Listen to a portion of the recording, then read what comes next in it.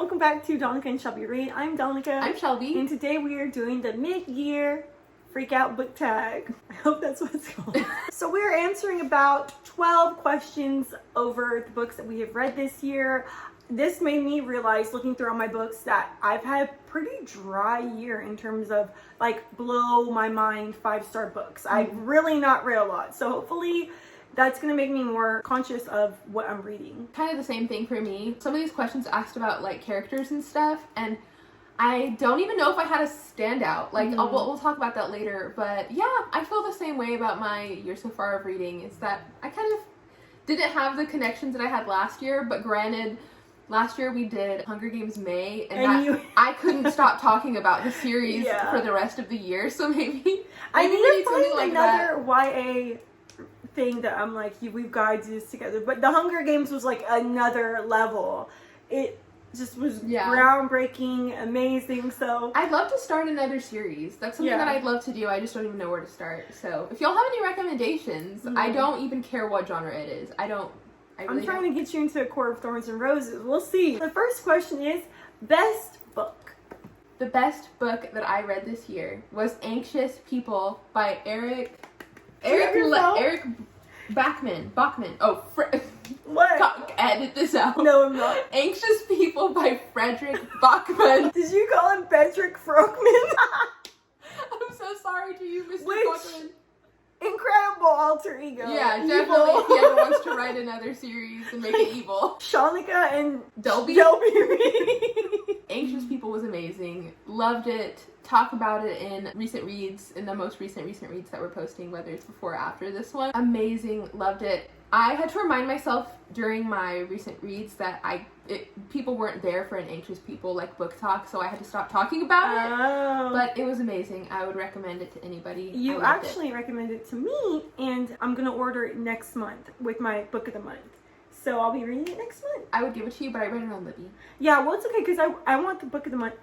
You don't miss on your books you recommend to me. Well, that will segue into my book, which is, I don't know, I'm torn. Talk about it. Talk through it. I think it's Eleanor Oliphant, which Shelby could not stop. She still talks about it to this day. Well, it might be Anxious People now. That might be your new Eleanor. Maybe. But you recommended that to me. I read at the beginning of the year, and really that has been one of my top books. I mean, I read that in like January, so that's how you know.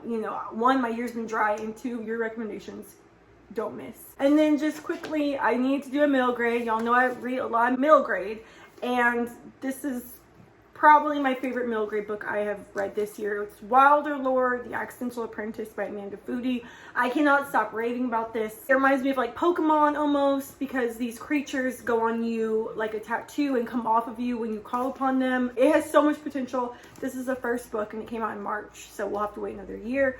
But I recommend that if you're into middle grade. Next question, best sequel. So I haven't read any sequels this year. Yes, that was my problem too. Had you not? Or you I did, read but like it just wasn't one, and it is the best sequel. It was The Ghosts at Tupelo Landing by Sheila Turnage. This is a sequel to the contender for best middle grade of the year I read, 3 Times Lucky, and I have it right here because I'm going to talk about it. But so this is a sequel to this. Incredible middle grade, Southern middle grade. I cannot stop talking. If you've seen any of my videos, you've probably seen me mention this series, and it was the best sequel. Incredible. And there was a ghost in this one. So I recommend this series as well, which I'll link all of these books down below if y'all want to click on them, look into them. Okay, so new release that you have not read yet, but it's out. Yes. So what are you waiting for? So this release, it's not like one that I'm like just like, oh my gosh, I need to read this because it's like a sequel I was waiting for, or like an author I was waiting for. I just have wanted to read this book all year and I just haven't. And it's called The Burning Girls by CJ Tudor. That's not mine, but it's like on my read this. What? We need to do a book talk. Yeah, we will. Okay. I just need to get it because I tried waiting around for it on Libby, and it's like, and neither of my libraries have it. I'm probably just gonna have to get it. And then we can read it. We need to do it. It's gonna be up there. Oh my gosh. That's mine for the year. It's gotten such good reviews. Like I'm like, it's such a cool concept. Yeah. So. And the cover's awesome. Yeah, Is it like a fire? It's like a fire in a little. Actually, I think there's like a little church. Yeah. Yeah, and it's like hand drawn. I think it looks super. You know, it's probably nothing like it, but doesn't it like almost reminds you of like the Lost Village kind of like with the church, something like that, but maybe a little bit more better executed. Yeah, maybe. It definitely seems we'll see. culty or I don't know culty, but there's something maybe weird culty. going on. Yeah, something weird. And mine is A Court of Silver Flames by Sarah J. Maas. Yes, I have owned it. I pre-ordered it, this big thing. I got it on release day. Well, the problem with this one, I would have read it by now, but I'm wondering if I should reread the first three. And the first three ended so well for me that it's like I could just read that trilogy and be absolutely okay. So I know I'll get around to it, but I just think I should reread the series. I don't know. We'll see. Next question. Your most anticipated book For the second half of the year? For the second half of the year. I don't really have one. These days, I have been kind of basing what I read next off of the top lists from either my library or the Libby app. And so I don't really have a handle on new releases that are coming out. But that's kind of your aesthetic. Like you just go with. I have so many. I think my thing is I get a little overwhelmed because there's so many books that I haven't read that I'm like, I really want to catch up on those before I go into something new. I'm always going to be reading old books, never knowing what's happening in the present. And it's kind of like with, I know, like the makeup beauty community, you know, there's always so many new releases, like you kind of just, so it's kind of good to have, I think, someone who's kind of aware of, let's slow down, let's read books that, you know. Yeah, that's why I like Book of the Month. I always talk about Book of the Month. I know, and I love them too. I talk about them. They have the pulse on what's cool that's coming out, like, so I can be like, look at all these things. I got this book, I had seen it recommended by this fellow I follow on Facebook. And he's in like a group. I just follow him. Anyway, me trying to say I don't stalk him. But I follow his reviews. I really think he has a great horror taste, thriller taste. And he was like, I'm going to read this new one called Razorblade Tears. And I was like, I need to look into that because he's like really anticipating it. And it was on Book of the Month. I ordered it. I got it. I'm going to read it and probably cry. It's going to wreck me. I know. Let you down. It's gonna wreck me. But anyway, my most anticipated is book 2 in the Scholomance series. It's called The Last Graduate by Naomi Novik. The first one was such a surprise for me. I read it last year, it was Book of the Month. I was so surprised because Book of the Month really doesn't do YA too much or fantasy too much. So when that's one of their picks, I'm like, well, it might not have been one of their picks, but it was available. So I was like, oh my goodness. And I just loved it. It's this girl in the school, and in order to graduate you have to survive the school trying to kill you. And it was just so incredibly fun, and that one's coming out in September. I have it pre-ordered. Next question. Biggest disappointment? I couldn't really decide, but I have to say I feel so bad because this is such a beloved book for so many people, so I would be nervous that one of you love this and then it's my biggest disappointment. But it's The Midnight Library by Matt Haig. I'm Matt shook. Haig. Me too. I haven't read it, but I've seen nothing but good things. I know. I actually did not read any hype about it. I did not read the book. It's a very, very hyped book. But I was looking for something to read. I wanted something cozy and cute, kind of like what Cerulean Sea gave me. We can't. Well, I was hoping for something like that, right? Something magical, cute. Midnight Library. It's like at the end of your life, there's a library, and in it are all of the books of the different lives you could have lived, and it just sounded magical and fun to me. I had anxiety reading the book the entire time. It was super sad, a little bit boring in the middle. I was just like, what is this? What's going on? The beginning was actually really nice. It was all really, really sad also. The setup of the book even made me feel like, oh, okay, this is sad, but it's gonna get better and more fun and magical. You are the queen of misunderstanding the genre of a book. You are the queen. This is exactly what happened when Finley Donovan is killing it. And now you go into the Midnight Library where it's definitely supposed to pull on your heartstrings, make you think, wonder, draw life choices. And you're thinking it's fun. I thought it was going to be like House in the Cerulean Sea. I go into things not knowing. You probably should just give it a cursory glance over. I say that before I talk about so many books where I'm like, if I had even Googled this book once, this wouldn't have happened to me. Okay, so that's just a case of you thinking it was going to be X, Y, and Z, and it's not. Yes. So do you think you would have enjoyed it more if you knew, oh, I want something that'll make me cry or sad? Or was it still just boring? If I knew it was going to be sad going in, no, because I think the book kind of also did it to me. Because even the beginning of the book, the setup, let it. I think even if I went into it thinking like this is gonna be really sad, not even the last half. I see the last 2/3 was just so dry that even if I went into it, I didn't even really cry. I didn't even cry. I was just always kind of like, this is sad, but I didn't even really cry. So my biggest disappointment, I won't talk too much about it because it is a spoiler. I'm sorry we haven't had our book talk yet, so I won't talk too much about it. If y'all want to know, welcome to our book talk. My biggest disappointment was The Maidens by Michaelides. It kind of similar to Shelby in terms of you set a book up to something. This was outside of the book I have not read yet by Sarah J. Maas. This was my biggest anticipated read. And this was a book that I read it as soon as it came out. I mean, I got it in my hands and I started reading it. We are doing a book talk on it very shortly, probably in like the next week or so. So I'm not going to spoil it for Shelby, why or how, but it is what it is. That is my answer. Biggest surprise. My biggest surprise, my most delightful surprise was, can I count Crescent City? Was that this early? That was the beginning of this year, right? Yeah. That was an amazing surprise. That like really kind of started off what I was reading sort of with a bang. Like right when I read it, I had read a few other things that I wasn't really fond of. And then I kind of thought that was going to start off like another great sequence of reading, and it didn't really. And I can't stop thinking about it. Like I finished a book, and I'm like, oh, I wish I'd read something more fun. You know, kind of like Crescent City. So I'm so happy. I loved it. That was my biggest happy. surprise. I was so surprised that I enjoyed that. It made me want to read more books like that, and I never read anything like that. Yeah. It was such a surprise. It was awesome. I love that. My biggest surprise is something I just read. I haven't told Shelby about this, but it's called 1,500 Miles from the Sun by Jonny Garza Villa. Now, I'm going to have to do a little talk about this. So I was on Kindle Unlimited. I was perusing. This book came up. I mean, the cover's beautiful. And enough to just make me click on it, which, you know, I don't read contemporary, generally speaking. I looked into the author, and I realized that the author was born and raised in Corpus Christi. What? They have been living in San Antonio for a decade, and their whole thing is to represent for the Latinx and queer community.